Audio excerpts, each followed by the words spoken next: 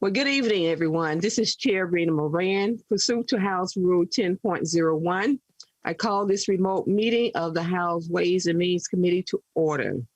Ms. Sparkman, please take the roll for attendance. Chair Moran. Present.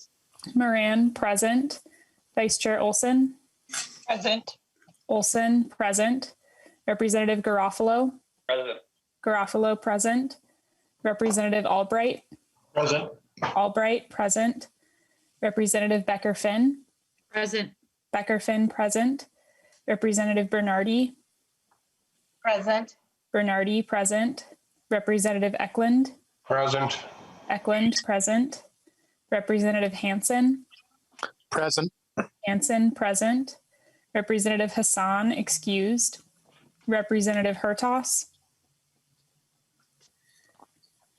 Representative Hertas.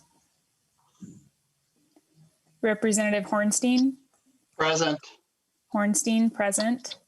Representative Johnson. I'm very Present. Johnson, present. Representative Kresha. Present. Kresha, present. Representative Liebling. Representative Liebling. Representative Lilly. Lily, present. Lilly, present. Representative Mariani. Mariani, present. Mariani, present. Representative Marquardt. Marquardt, present. Marquardt, present. Representative Miller. Miller, present. Miller, present. Representative Nash. Nash, present. Nash, present. Representative Nelson. Nelson, present. Nelson, present. Representative Noor. Noor, present. Noor, present. Representative O'Neill. O'Neill, present. O'Neill, present. Representative Pulowski. Pulowski, present. Pulowski, present. Representative Petersburg. Present. Petersburg, present. Representative Pinto. Present. Pinto, present. Representative Schumacher. Schumacher, present. Schumacher, present. Representative Schultz. Present. Schultz, present. Representative Scott, excused. Representative Sundin. Present. Sundin, present. Representative Hertas. Hertas, present. Hertas, present. Representative Liebling. Present. Liebling, present. That concludes the roll. There is a quorum present. Okay, a quorum is present. So our first agenda item is approval of the minutes from our hearing on Monday, March the 8th. The minutes were included in the hearing documents emailed to you by the committee staff. Are there any questions or corrections on the minutes? If not, the chair will entertain a motion to approve. So move, Madam Chair. So Representative Olson moves approval of the minutes for March the 8th, 2021. Would you please unmute briefly for a voice vote? Just one moment. All in favor of approving the minutes, say aye. Aye. All opposed? The motion prevails and the minutes are approved. So, well, members, we have one bill on the agenda tonight, which is House File 1064, who is authored by Representative Davnie. There was an email from Mr. McCall with the most updated version of the documents for this bill that was sent to members at 1:47 today. So please be sure you are referencing those materials for this discussion. So the chair will move that House File 1064 be recommended for placement on the General Register. Chair Davnie, welcome to the committee. Please present your bill. Thank you, Madam Chair. I appreciate the opportunity to present House File 1064 this evening. House File 1064 proposes $104.489 million in, importantly for this committee, fiscal year 21 dollars to meet the immediate needs identified by teachers, families, and school leaders to lead our communities out of the pandemic's impact on education. We've heard from school districts across the state that they're challenged by sharp student enrollment drops related to the pandemic. We proposed $26 million in aid to those districts to help them manage their costs and stabilize programs. We've heard from parents the power of community and the need for young people to again get out and explore. We include $27 million in grants for after-school learning, field trips, and neighborhood programs to embrace those opportunities for informal learning and opportunities for social emotional growth, including jump-starting full-service community school programs for the fall. Knowing that this has been a difficult year for many students and for staff, we include $14.25 million for targeted individual tutoring for younger students and summer college transition classes for recent high school graduates. Knowing that mental health concerns have become paramount for both students and staff, we include $7 million in mental health supports. And recognizing that some students were uniquely hard hit by the pandemic and its impact on schools, we include funding to extend special education transition services for eligible students by 1 year for those students who otherwise would be aging out. And lastly, Madam Chair, we can't forget the little ones. So we provide $20 million in summer preschool programs to prepare next fall's kindergartners for school. This is a preschool to career package that needs to move now, Madam Chair. Schools need certainty and budget projections to plan from. Families need to know now what opportunities will be available to their children to learn and grow this summer. And some of these elements have been introduced as far back as last July. It's time to act. Madam Chair, if I may, I'd like to ask Ms. Adrians from House Fiscal Staff to walk through the spreadsheet for the committee. Yes, please introduce yourself and proceed. Thank you, Madam Chair and members. I believe you all have the tracking sheet in front of you, and I'm just going to reference the numbers, and then I believe Ms. Farah and Mr. Strom are going to walk through the bill possibly with a little bit more detail. So this is the tracking sheet for the first engrossment of House File 1064. I just want to point out one more thing. In the tracking for the overall education committee, we have these headings, like it says general education, education excellence, special education, and so forth. And those don't have anything to do with the bill in front of us. That's just how I typically categorize it in my spreadsheet. So my apologies if that's a little bit confusing, but so just that you can ignore those headings. So in the bill, on the first line, this is an appropriation for declining enrollment. And this was a provision that was also in the governor's recommendations, and the amount, I just want to point out, in the governor's recommendations was a little bit lower. It was 22.5 million in fiscal year 21. And here it's just over 26 million. And the reason for that is this is an update for the February forecast numbers. So the cost of this provision is a little bit more expensive at this point. And there's a payment in fiscal year 22 as well. The entitlement aid that goes out in the formula, it gets split, it's 90% in the first year, and then 10% is the cleanup, we call it the cleanup payment, in the second year. And so that's why there are two payments for this provision. There is $5 million in the bill for after-school community learning grants. And one more thing I should point out, all of the grants that I'm going to describe, these are all one-time, and they are available for use until the end of fiscal year 22. So as I said, there's $5 million in the bill for after-school community learning grants. There is another $5 million in the bill for community partnerships. This one was a governor's recommendation as well. There is $10 million in the bill for field trips and learning opportunities. This was a governor's recommendation. There is $2 million for full service community schools. There is $5 million for neighborhood programs, a governor's recommendation. There is $6 million for a program that's summer college for high school graduates. That was a governor's recommendation as well. And then there are 3 tutoring related programs. So there's funding for Math Corps, that's $3 million. There's $2 million for Reading Core, that program. And then for the tutoring services, which was also a governor's recommendation, that appropriation would be $3.25 million.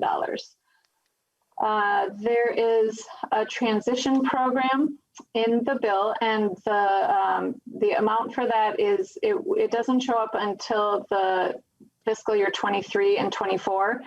Special ed payments are delayed a bit longer, or they're delayed in terms of when the cost occurs for the state. And so that's $24,000 total in those 2 years. And then there is $1 million for mental health and well-being supports. Both of these mental health programs were in the governor's recommendations as well. And then the school-linked mental health program it's $6 million and 11,000. And then there's a reduction in the cost of the program because of federal financial participation. So that's why there's that $11,000 reduction just below the school-linked mental health. Those two are tied together. And that program, it would be transferred from the Department of Education over to the Department of Human Services. That's the agency that would administer the program. And then as Chair Davnie referenced, there's an early education provision. This was also a governor's recommendation. It's $20 million for summer preschool for 4 and 5 year olds. And then there is a funding increase for the adult basic education formula, and that was a governor's recommendation as well. So the total spending, Madam Chair, for this bill in fiscal year 21 is just under $105 million.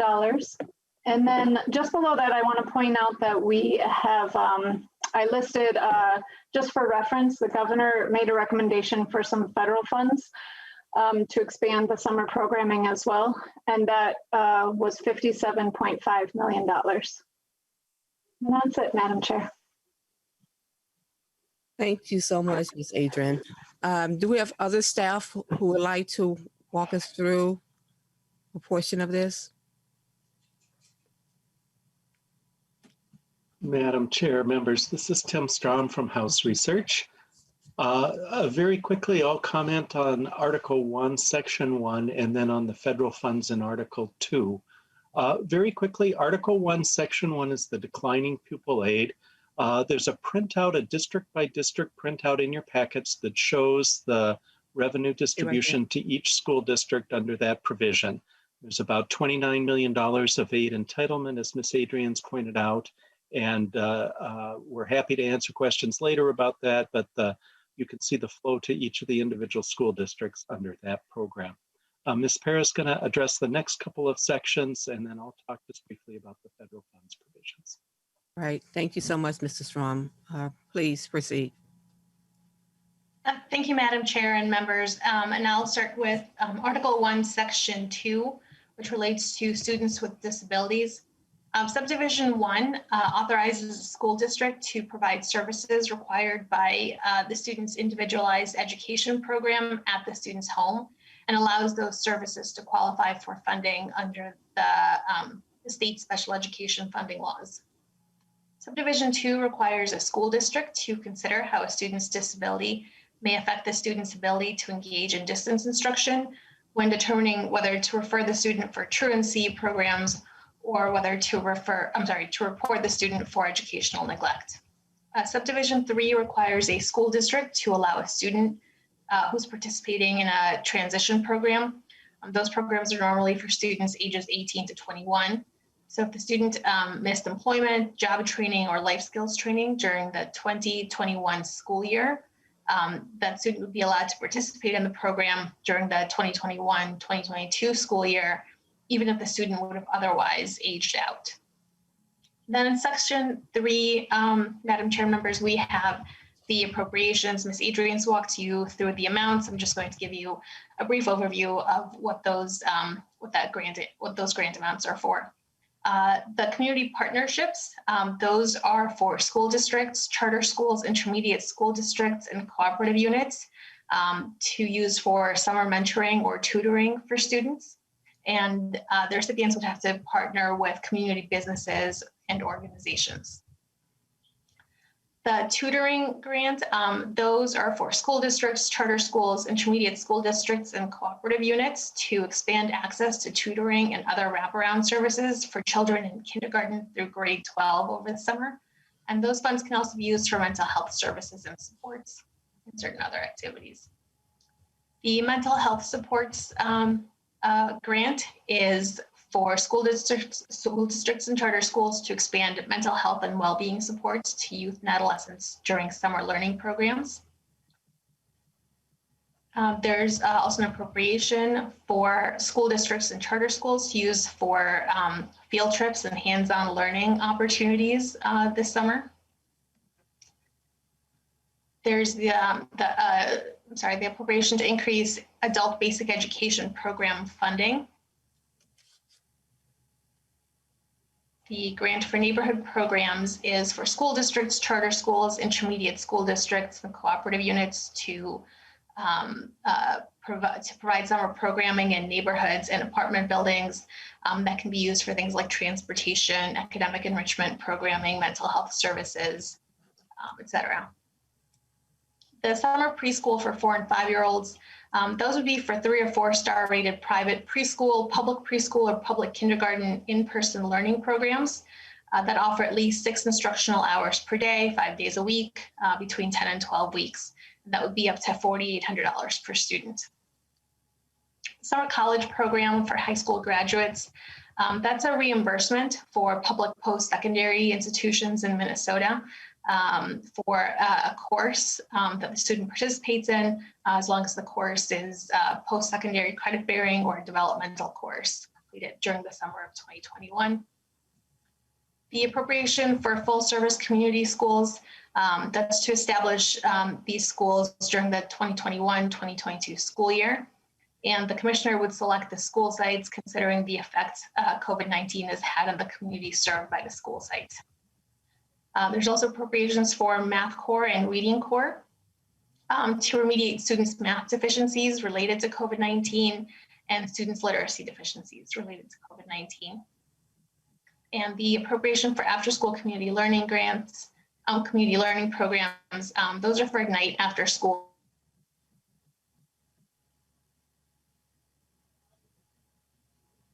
To eliminate students' learning loss related to current school year and in the summer. And there's the funding for the school link to expand the school linked mental health grants. The $6,011,000, $1 million of that would be to provide mental health supports to teachers and other staff, and $35,000 for costs associated with amending existing contracts. Madam Chair, members, and Mr. Strom will talk you through Article 2. Okay, Mr. Strom. Thank you, Madam Chair. There are 2 sections in Article 2. The first of those requires the Commissioner of Education to report to the legislature by the start of next legislative session, essentially on the use of the federal funds.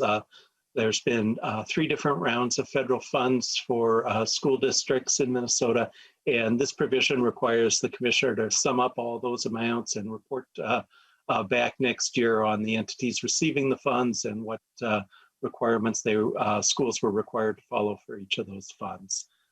The second section has to do with replacement of state aid with federal funds. And this section directs that if the Commissioner of Management and Budget determines that any of the federal funds that are available would be eligible to replace the state aid in this act, that those federal funds would flow in place of the state revenue and would essentially reduce the state general fund impact of the bill by filling in behind it with the federal funds.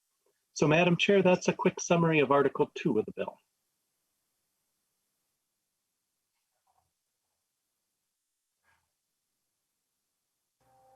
Madam Chair, your mic. All right, thank you for that. So I would like to thank Chair Davnie and the fiscal and in-house research staff for that walkthrough of the bill. We also have representatives from the Department of Education and the Department of Human Service on the call.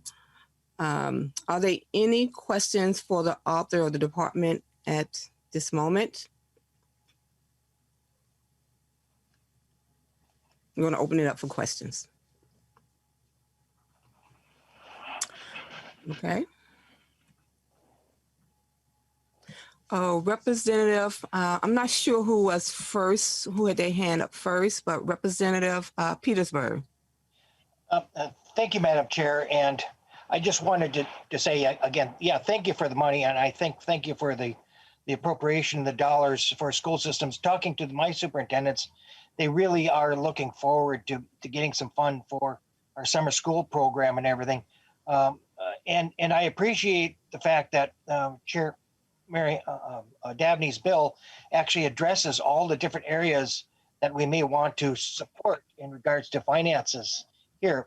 My question, though, is that when we do that at a state level, we kind of determine what is going to be best for each of the communities and districts within our communities, and that sometimes is not the best use of funding.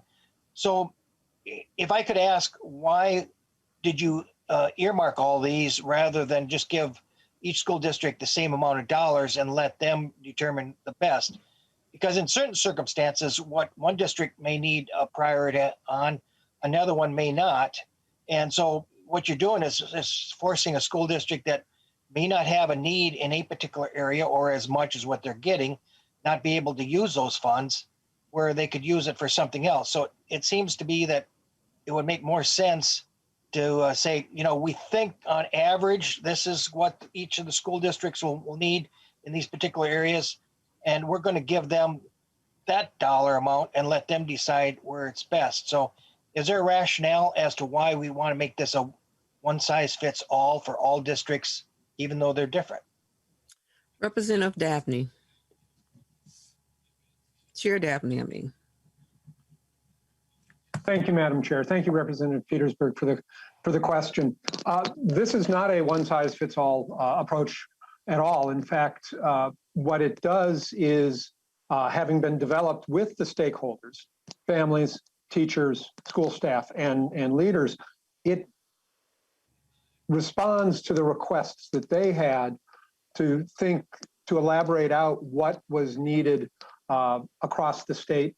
And it also, the way it's set up, districts are able to request money if they want to focus in on building community partnerships because they have strong organizations in their community. They're able to do that. If you're looking to access neighborhood programs, they're able to do that. They get to choose, think of it as a menu with a strong base of that declining enrollment aid. More than 50% of that goes to greater Minnesota school districts, and then a menu of options that they can choose all or none of. There are also several aspects to the bill, especially the math and reading core, where that goes to the organization to provide services so that those services are available where they otherwise would not be, or the school link mental health grants for students and staff, where again, you have to force districts to choose those options. Those options have to exist. So we make sure that they exist. Representative Petersburg. Yeah, thank you. And I think that sounds like it's a good deal, except this. You're requiring each school district to have to apply for all these different things separately. And my challenge is what happens if in one area it is overused, or in other words, it is over requested and there isn't enough money there. All of a sudden, there's a shortage for that particular area. So whereas I certainly understand that these should all be in the mix and the menu, my question is only about why do we limit the aspects of that menu? Why not just say for all of these things, here's the dollar amount, and school districts can put a request in for whatever configuration they have rather than making it separate. That's only my concern. Thank you, Madam Speaker. Chair. Thank you. Madam Chair. Okay, Representative Davnie. Thank you, Madam Chair. Representative Petersburg, I think it's important that we think about this as, roughly speaking, half of the money that is available or should be available to school districts for summer learning opportunities.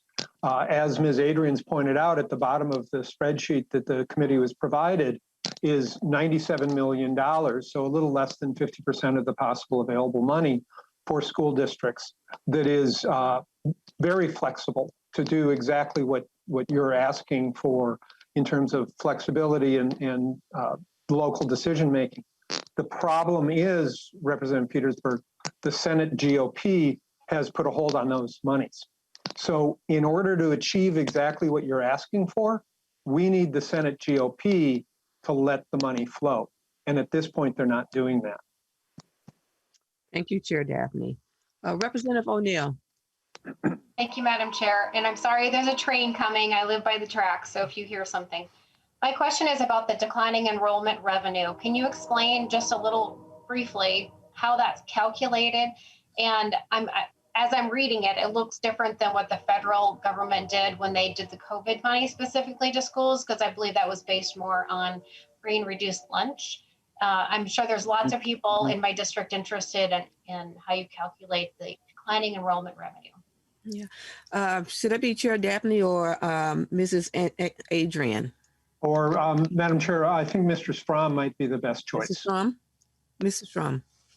Thank you, Madam Chair. Representative O'Neill. The declining aid in the bill compares the district's estimated enrollment for 2021 compared to its enrollment for the previous year. So it's based on that loss in enrollment between the 2 years. Right now, the February forecast is the estimate that's used to calculate that, but as districts' numbers firm up, it will be whatever the actual is for the difference between those 2 years. The question you asked about the federal funds, you're right. The majority of the federal funds so far, and including under the new act that just passed, the ARP, are allocated to school districts on the basis about 90% of that money is going out on what they call ESSER. And the ESSER money is based on the Title 1A distribution to school districts. And that's primarily based on the free and reduced lunch count. There's a few other things that go into the Title 1A count as well. But free and reduced lunch is a pretty good proxy to use as how that federal money is going out. So the federal money is going out under ESSER. On that basis, the state money in the declining enrollment looks at this year's enrollment compared to last year and funds a portion of that. Representative O'Neill.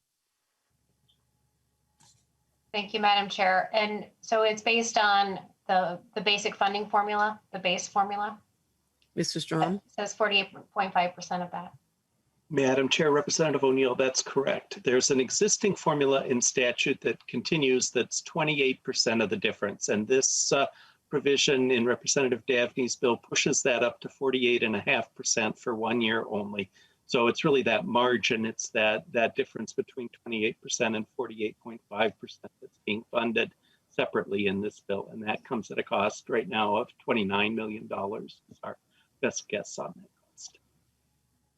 Okay, Representative O'Neill, any further questions? Thank you, Madam Chair. I think my school districts will be pretty happy about that because they didn't have any free and reduced lunch kids, very few. They didn't get hardly any COVID money. So they're in quite a predicament right now. Thank you. Okay, thank you. Representative Petersburg. Thank you, Madam Chair. And that free and reduced lunch just does raise a question. My superintendent said that they are now having a record low number of free and reduced lunch applications. Is there any thought on how that might impact reimbursements to them as just a curiosity? Thank you, Madam Chair. Okay, Chair Davnie. Thank you, Madam Chair and Representative Petersburg. If memory serves, first let me correct.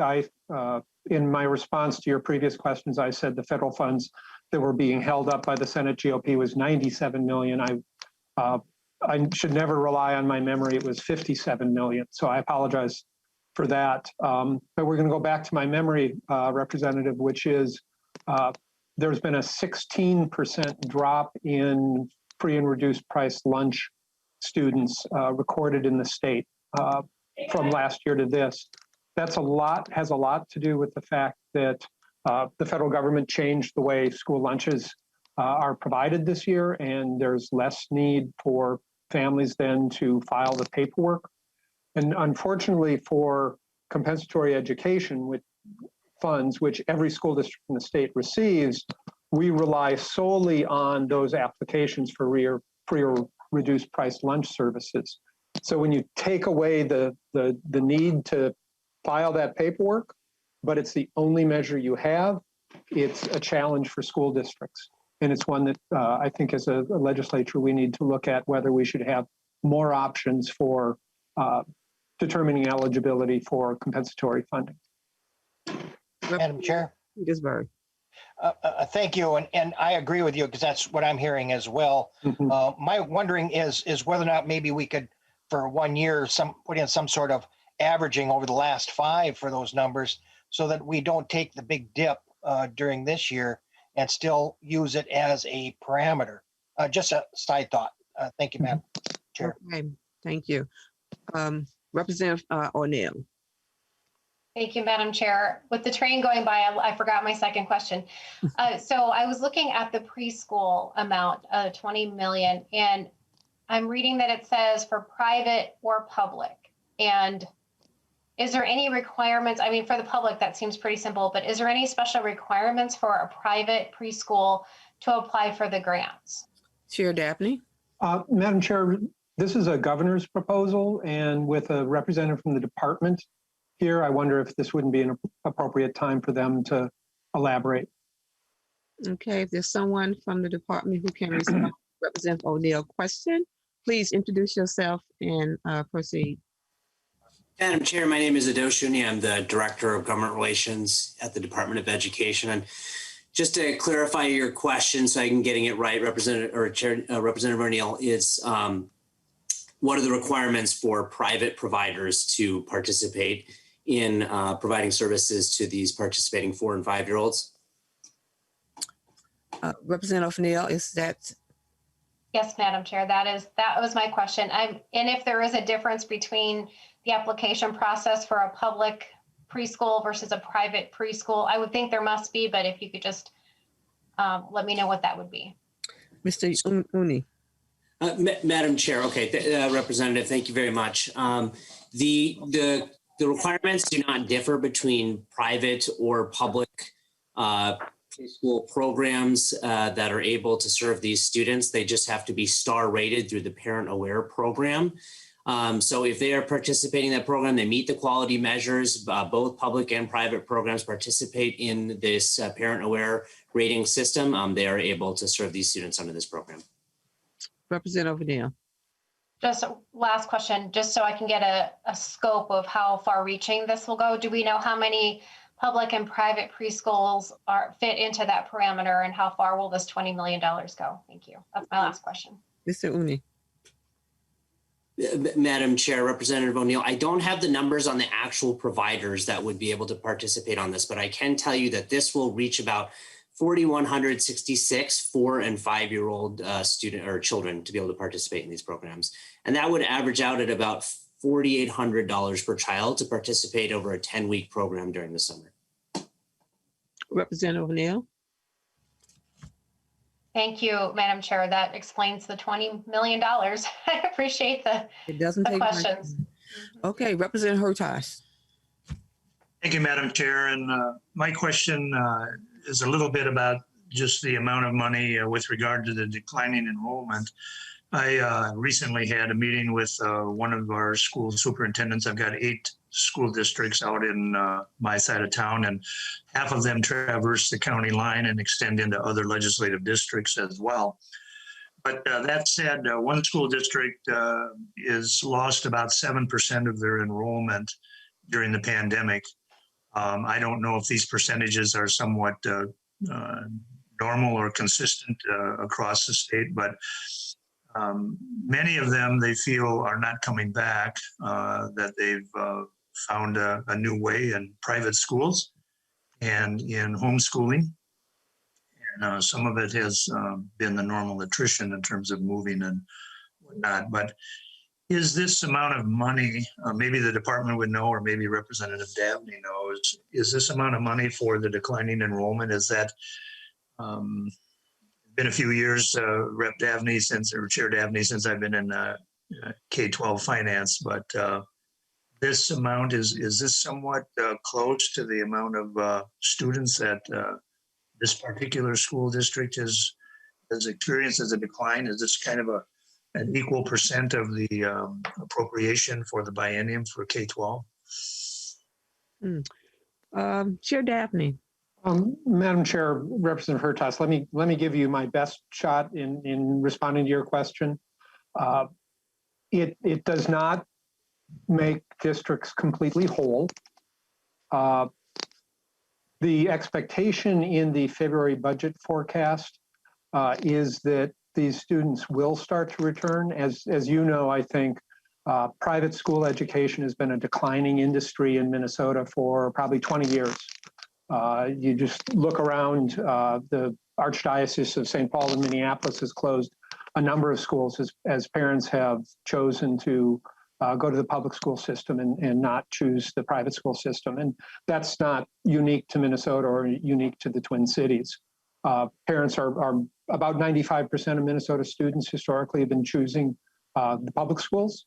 So I think the expectation is most of these students will come back. And if I remember correctly, the February budget forecast projects something close to 100% return to the public school system over the next few years. Maybe not everyone this fall, but starting then.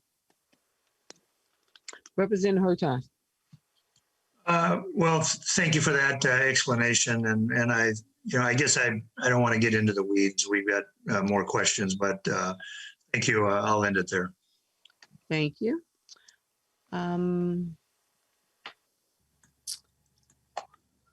Okay. Okay. Representative Garofalo.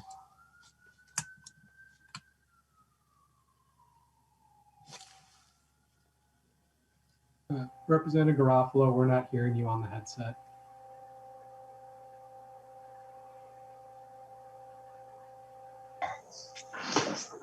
And Madam Chair? Yes, we can hear you now. Representative Garofalo. No, this is Representative Precia. My apologies. Precia, why don't you go ahead as we wait for Garofalo?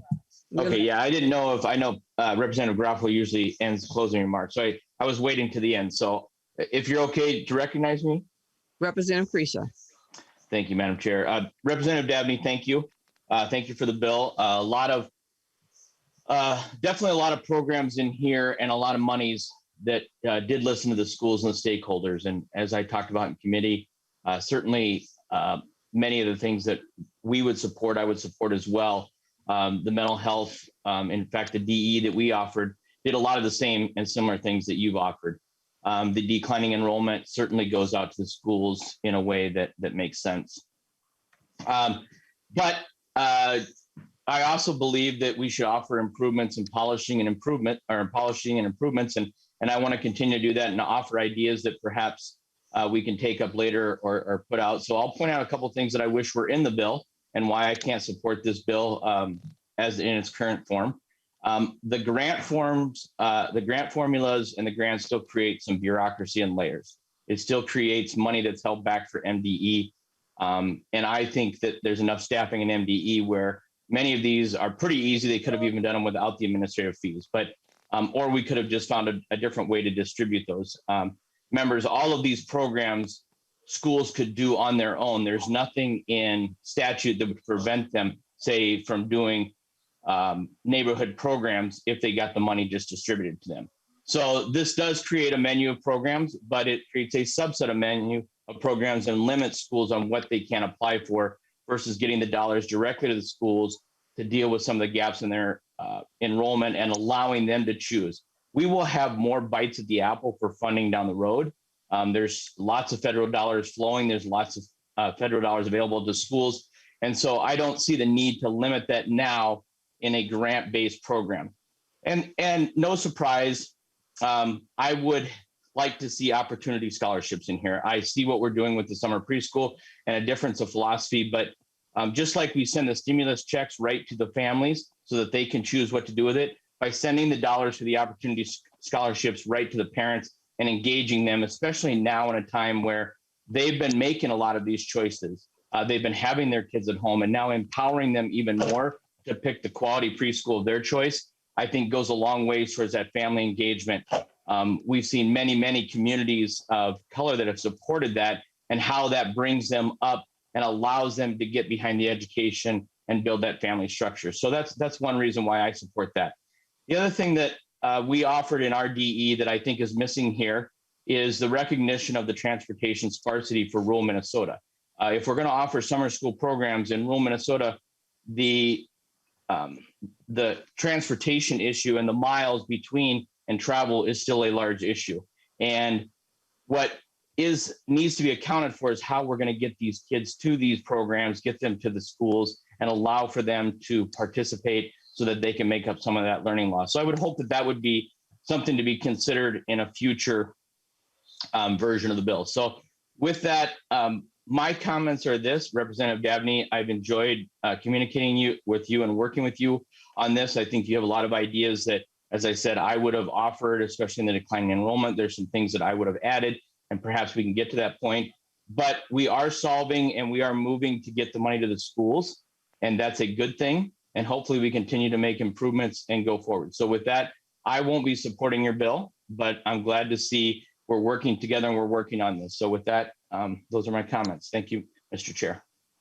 Thank you, Madam Chair, and to the Chair of the Education Committee, thank you. That's what I meant to say. All right. Thank you, Representative Precia. Representative Garofalo. Thank you, Madam Chair. Can you hear me now? Yes, we can.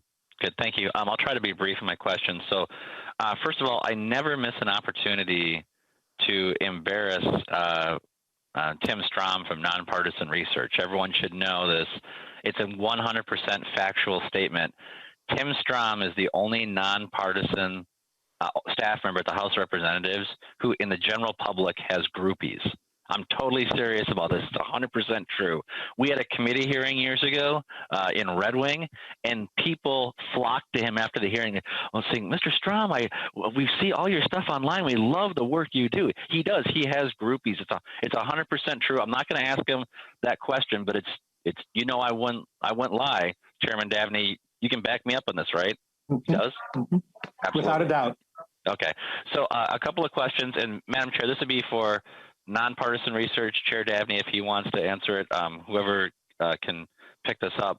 What is the total aggregate total that the Department of Education is going to be getting to administer these grants? Representative Davnie, can you answer that? I should have Mr. Strom. I'd throw that one to Mr. Strom, please, Madam Chair. All right, Madam Chair, I think Ms. Adrians and I can put a number together pretty quick for you here on the set asides for each of those grants. It may take us just a second to get that number, but if Representative Garofalo would like to move on to the next question, we can do some quick math here. I'll do that. So Representative Davnie, when it comes to these competitive grants, is there anything that would prohibit the commissioner from giving a disproportional amount of the money to a certain geographic area or to certain school districts beyond that individual school district cap? Representative Davnie. Madam Chair, I'm trying to remember whether there's any determining language in the bill. I'd ask staff to help out on that. Okay, well, they're tied up on the first question. So I think one of the things you can probably expect from this side of the aisle is that it's very common for us to take these grants and break them out and to say that a certain percent goes to certain geographic areas, no less than a certain amount goes to a certain geographic area, no less goes to another area. That way we just make sure, that favorites don't get played. It's the way the legislature does it. So I would hope that you'd be open to that idea in the future. I won't ask you about it now, but if you could just take a look at that, I hope that would be, you can give some guidance on that. You referenced the 57 million. I read the Fed funds reports. I don't know what that's about. Can you just give us some explanation of what that 57 million issue is about? Representative Davnie? Madam Davnie, I'm sorry. Chair. Madam Chair, quite all right. I've been called worse. I believe I've been called worse by Representative Garofalo. Oh, several times. Absolutely. If I understand correctly, the $57 million is federal funds that is currently held up in the LAC by the Senate GOP. It's very broad in application, so districts would have a great deal of flexibility in how they would use that. And I'm hoping that maybe some people on this committee could phone a friend in Senator Gazelka tonight perhaps and get him to open up that line of funding for school districts. Staff may have some more detailed response to help the committee better understand. Okay. And Madam Chair, and either for Representative Davnie or nonpartisan staff, I think there's 6 different relief packages passed at the federal level. Do you know which one? I'm totally unfamiliar with this 57 million. Do you know which one that was? Mr. Strom, can you respond to that one? Madam Chair, if Bill Marks is with us, he may be the best as he attends all the LAC meetings, but I believe it's primarily the ESSER 2, the GEARS and ESSER 2 money, which was from the second round of relief. But if Mr. Marks is with us on the call, he may be the expert on this question. Mr. Marks? Mr. Marks is here, but I don't have the details on that one. I've seen that it's ESSER funds, but I don't have any more details than that. Madam Chair, if I could jump in for just a second. Adrian. The representative or Chair Davnie was closer when he talked about the 90 million. It is, in fact, there are 2 pots. There's an ESSER 2 pot and a GEAR 2 pot. These are all the acronyms, and it totals closer to $75 million as the amount that is under review through an LAC request. Okay. Hey, I was not. Do you need a little bit more detail on that? No, Madam Chair, I have to tell you, I was not aware that was held up in the LAC process, and I follow those things. So I'll just have to do some more research on my side. So I didn't mean to factor that in. I was thinking that with regard, the reason why I was concerned about it is in Article 2 of the bill, Representative Davnie, he references giving the commissioner the authority to determine if these funds would be available. You could use federal funds for it instead of general fund money. And in light of the fact of the latest federal bill that just got signed into law last week, excuse me, Representative Davnie, can we just tell him to do it? Do we have to get permission or have the commissioner determine it? Because isn't the money that they passed last Friday automatically eligible for this? Representative Davnie. Madam Chair and Representative Garofalo, my understanding is that the Federal Department of Education is working rapidly to get the appropriate guidance out to states and districts within the next several weeks. But I think at this point, we're short of the level of detail that the good green eye shade people over at MMB require to do that, and hence the mechanism. Okay. Representative Garofalo. Ms. Adrians or Mr. Strom, do you guys got a number for me on the MDE?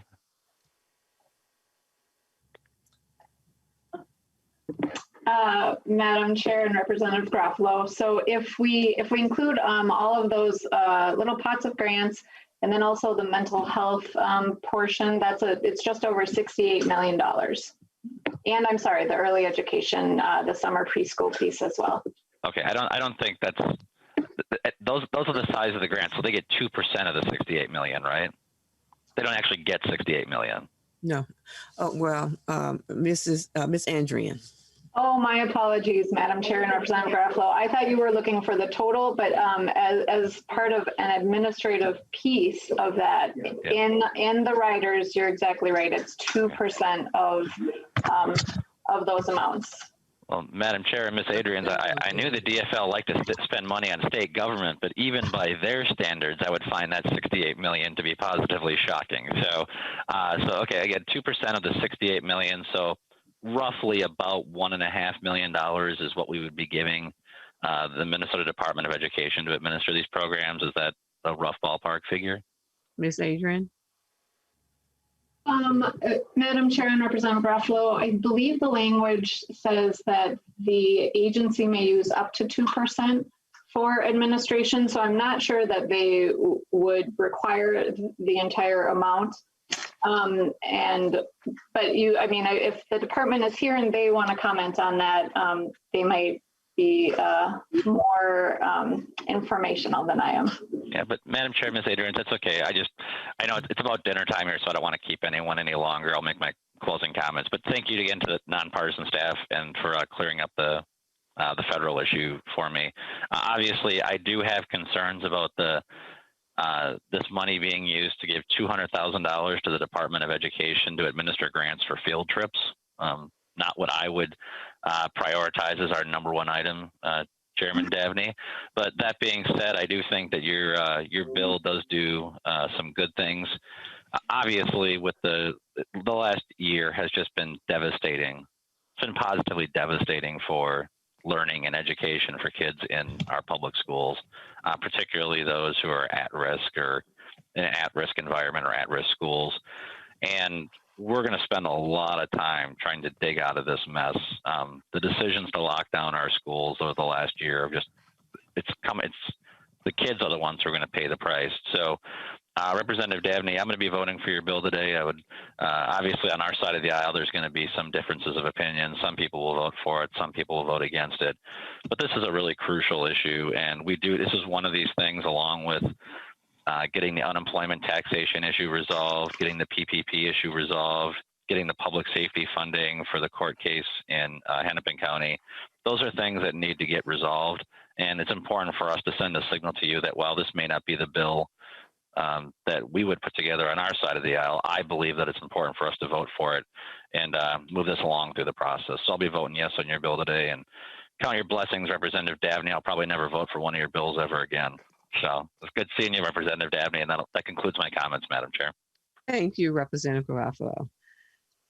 I don't see any other questions, but I do want to just say to the members that we did waive the amendment deadline for this bill, but our staff did not receive any before the hearing. And so, and I haven't heard anyone offer any amendments. So let's move forward. If there's no further discussion to the bill, okay. I would like to offer Chair Davnie the last word. Thank you, Madam Chair. I appreciate that. And I also appreciate that I've got, to no surprise to anyone, great staff backing me up. And so I've got several answers to questions that were raised by members. So thank you to Mr. Rudquist and Ms. Burt. Representative Garofalo, you asked about geographic distribution of the early childhood summer program money, and there is language in the bill that does exactly what you were requesting. So you can take comfort in that. I believe it was, I forget which of the GOP representatives raised concerns about transportation funding. It may have been Representative O'Neill, but the preschool and community partnerships money, as well as the field trips money, does have transportation funding included in those programs. And I think it's good to think of this hopefully as a matchup with the federal funds that have been discussed. Let's think peanut butter and jelly, where the federal funds provide funding for what we call extended time programming, summer learning, summer school. And then this matches up with additional services on top of those traditional programs, making sure that students have not just a classroom experience, but a more well-rounded experience that I think they need at this time. They always do, but maybe more than ever. We've got an obligation as adults to step forward and make sure that all children have a chance to thrive in Minnesota. And I hope members also share the sense of urgency that I think we all need to be feeling. Districts need to have the certainty in the budget targets to be able to plan. Families need to know that there will be opportunities available to their children this summer. We need to move this bill, and we need to move it quickly through the process to the Senate, and hopefully then quickly to the governor's desk for a signature. Madam Chair, thank you for the time this evening. I ask for members' support. Thank you, Chair Davnie. What a great bill. There being no further discussion, the chair renews her motion that House File 1064 be recommended for placement on the general register. Ms. Sparkman, please take the roll. Chair Moran? Aye. Moran, aye. Vice Chair Olson? Aye. Olson, aye. Representative Garofalo? Yes. Garofalo, aye. Representative Albright? No. Albright, no. Representative Becker-Finn? Aye. Becker-Finn, aye. Representative Bernardi? Aye. Bernardi, aye. Representative Eklund? Aye. Eklund, aye. Representative Hansen? Aye. Hansen, aye. Representative Hassan, excused. Representative Hertos? Chair Davnie, you had me with peanut butter and jelly. I vote aye. Hertos, aye. Representative Hornstein? Aye. Hornstein, aye. Representative Johnson? No. Johnson, no.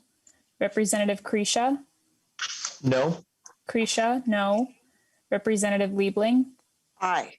Liebling, aye. Representative Lilly? Lily, aye. Lilly, aye. Representative Mariani? Mariani, aye. Mariani, aye.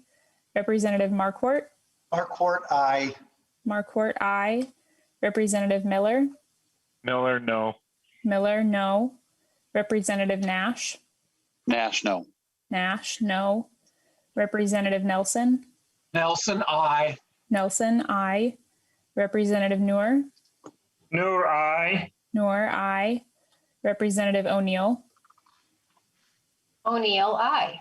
O'Neill, aye. Representative Pulowski? Pulowski, aye. Pulowski, aye. Representative Petersburg? Aye. Petersburg, aye. Representative Pinto? Aye. Pinto, aye. Representative Schumacher? Schumacher, no. Schumacher, no. Representative Schultz? Aye. Schultz, aye. Representative Scott? No. Scott, no. Representative Sundin? Aye. Sundin, aye. 21 ayes and 7 nays. So there being 21 ayes and 7 nays, the motion prevails and House File 1064 is recommended for placement on a general register. Thank you, Chair Davnie, for this bill. Our students and our parents and our leaders and our administrators have been asking for this. So thank you. Thank you, Madam Chair and members. So members, we will be meeting at least twice next week. On Monday, we will meet at our normal time to hear bills and possibly receive an update on the content of the federal stimulus package. We will also be meeting on Tuesday evening at 5 o'clock to adopt this year's budget resolution.